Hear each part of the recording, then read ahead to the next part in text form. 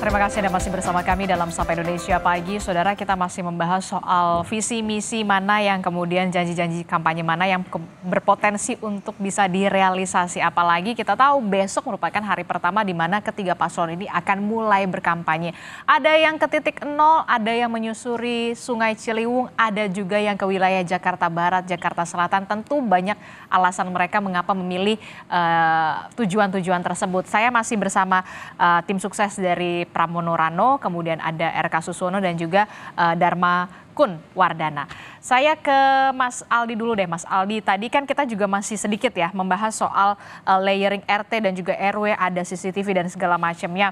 Nah, yang kemudian menjadi pertanyaan saya nih dia, tadi sudah ditanyakan juga ke dua tim sukses soal mengatasi banjir.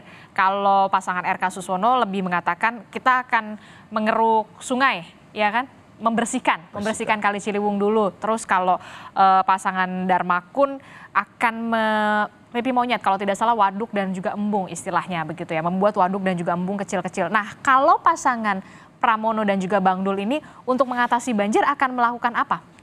Yang pertama, kami tetap akan mengaktifkan pasukan oranye. Pasukan oranye tetap dilanjutkan. Tetap pasti itu bagus banget. Terus yang kedua, memperbanyak sodetan. Ini untuk pencegahan ya kan. Memaksimalkan sodetan dan juga memperbanyak pompa air. Dan juga di titik-titik pompa air pun juga dilihat karena terjadi beberapa kejadian juga posisi pompa airnya itu turun, dalam artian maksudnya posisi rendah sehingga pompanya nggak bisa bekerja dengan baik. Hal-hal sepele seperti itu yang juga diperhatikan untuk bisa memaksimalkan. Tapi kalau pompa air itu kan untuk menyedot air ketika sudah ada banjir.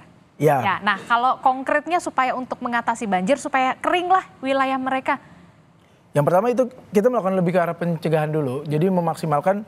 Nah, sebelum terjadi banjir itu kan banyak faktornya. Mungkin kita bisa lihat misalnya ada pembuangan sampah yang membuat saluran menjadi macet.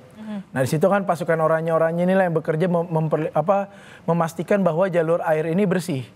Itu yang pertama. Terus habis itu yang kedua di sisi lain juga ya kita akan memaksimalkan waduk-waduk yang ada di Jakarta juga untuk bisa menampung air-air hujan. Nah, tapi yang paling penting itu adalah yang pertama itu adalah gimana caranya agar air ini tidak terhambat sehingga volumenya tidak naik ke jalanan. Nah itu pasukan oranye itu harus bisa bergerak terlebih dahulu, melihat dan juga membersihkan. Di sisi lain pun pompa juga sudah harus standby dengan ketinggian yang pas sehingga ketika air naik bisa langsung dialirkan ke tempat yang lain. Sebenarnya sih sederhana tapi ya kami rasa gubernur-gubernur terdahulu atau pendahulunya juga sudah banyak program-program yang membuat bagaimana cara pencegahan air. Cuman permasalahan adalah maintenance-nya dan kesiapan untuk memaksimalkan dari produk gubernur-gubernur sebelum itu yang kurang diantisipasi. Nah itu yang akan coba dimaksimalkan oleh Mas Pram dan Bang Dul. Bagaimana caranya, cara-cara Jakarta mengatasi banjir ini benar-benar bisa maksimal. Contoh misalnya kita lihat kayak BKT aja. Nggak usah jauh-jauh BKT yang di Duren Sawit. Ketika musim hujan apakah itu selalu penuh? Nggak juga. Kering. Pertanyaannya berarti kan terhambat. Kemana airnya? Iya kan? Di Pondok Kelapa bisa banjir kok, sedangkan ada BKT besar di situ. Berarti kan permasalahannya ada aliran yang tersumbat.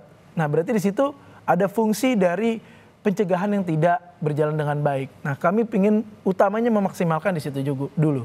Nah jangan sampai ini udah mau nih, ntar kan November pemilihan, habis itu langsung pergantian gubernur.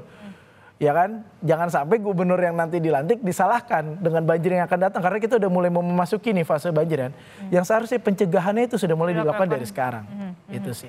Oke, berarti upaya memaksimalkan BKT dulu ya. Karena kan BKT itu kan program pemerintah pusat dan pastinya ya. Dan itu bagus sekali kalau menurut saya BKT itu memang upaya untuk bisa mengatasi banjir juga. Nah,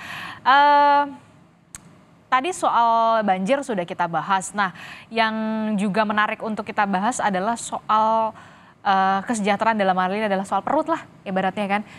Warga Jakarta ini kan kita tahu banyak juga yang masih prasejahtera. Kalau pemerintahan Prabowo Gibran memang sudah ada kebijakan populis yang menjanjikan programnya, anggarannya juga sudah disetujui begitu soal makan siang gratis. Nah, kalau Jakarta sendiri akan mengaplikasikan lagi nggak soal makan siang gratis mungkin ke Posyandu atau seperti apa? Kalau pasangan RK Susono deh karena nomornya nomor 1, kita nomor 1 dulu ya, kita dari nomor 1 ya Bu Siti ya. Kalau soal kebijakan populis itu tuh, soal perut gimana? Kalau bicara soal perut, kayak kebijakan pemerintah pusat saat ini nanti Prabowo Gibran akan jalankan, pasti kan turunannya sudah pasti akan ke Jakarta juga. Jakarta juga. Artinya, tapi jangan mau nebeng dong, masa program mungkin kita pusat ditebengin juga. Nggak nebeng, malah kita akan memperkuat. Kita akan memperkuat. Mungkin kemarin sudah banyak dengar juga mengenai ojol yang akan diberikan makan. Nah itu salah satu lah.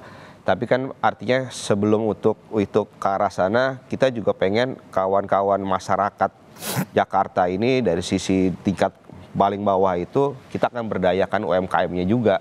Untuk ketahanan. Nah nanti akan mekanismenya akan seperti apa? Ataukah 1 pekan sekali, misalkan nih ya, betul. Jumat Berkah gitu kan, kita udah tahu Jumat Berkah. Ini akan menyasar kemana? Ke ojek daring kah atau nanti ke mana? Ya pasti akan, kita kan nanti ada pendataannya dulu terlebih dahulu. Mungkin nanti bisa balik lagi, kita kan mau dari bawah ke atas. Jadi itu nanti kita ke pendataan dari tingkat terbawah dulu di tingkat RW. Mana yang mungkin titik-titik yang memang kita coba dalamin, yang memang itu harus dilakukan hal-hal program tersebut. Tapi kalau di visi misi belum ada nih visi misi dan program Paslon Jakarta soal makan makanan ini belum ada nih. Belum ada ya. Belum ada. Berarti akan direalisasikan gak nih yang soal ojek daring? Ini kan nggak semua visi misi yang ada ini. Karena banyak banget. Banyak banget. Karena dari 3 pasangan calon, mungkin pasangan Ridho ini paling tebal.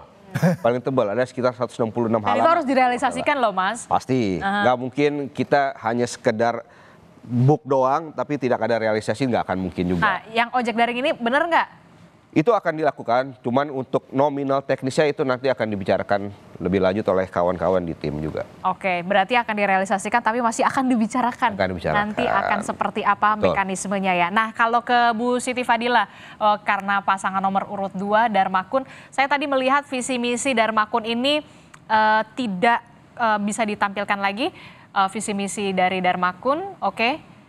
Kita lihat, nah ini dia nih, saya tertarik juga nih soal Jakarta tidak lapar Bu Siti Fadilah. Nah nanti realisasinya, mekanismenya akan seperti apa yang ditawarkan oleh pasangan Darmakun ini untuk warga Jakarta. Jakarta tidak lapar, programnya akan seperti apa?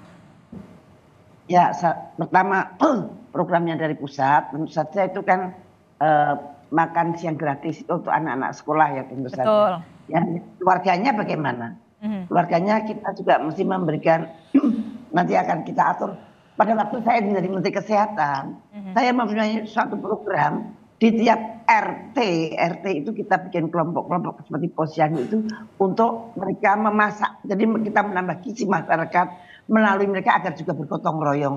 Jadi tiap di RT itu mereka kita berikan dana untuk memasak bersama dan makan bersama. Setiap pekan atau setiap hari itu Bu? 2 kali 1 minggu. Waktu saya menjadi Menteri Kesehatan ya. Dan mudah-mudahan itu nanti juga akan diterapkan. Seminggu kemudian, 2 kali? Ya. Kemudian mengurangi pengangguran dengan padat karya. Tidak ada masyarakat yang nganggur.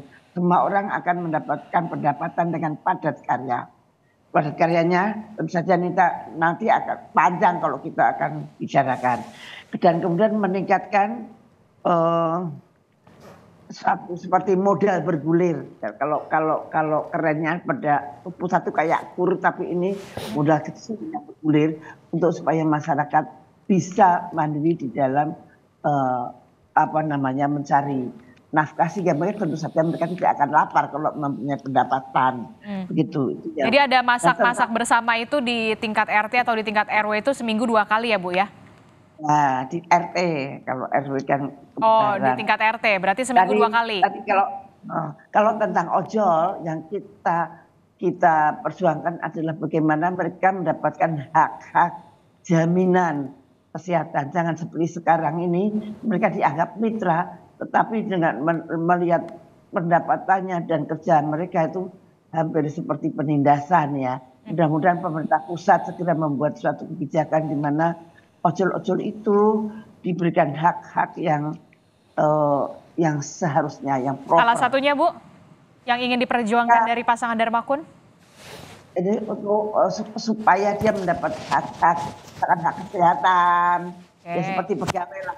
Pegawai. Jadi jangan seperti mitra dicul kecul begitu, kemudian malah banyak potongan dan sebagainya. Kasihan banget mereka itu sepertinya bekerja tapi sebetulnya dengan sistem yang sangat tidak adil. Nah itu yang adil ojol. Jadi bukan memberi makan tapi memberikan satu aturan-aturan. Misalkan kalau jadi gubernur kan bisa memberikan aturan-aturan. Jadi ada perubahan regulasi yang nanti akan dilakukan ya?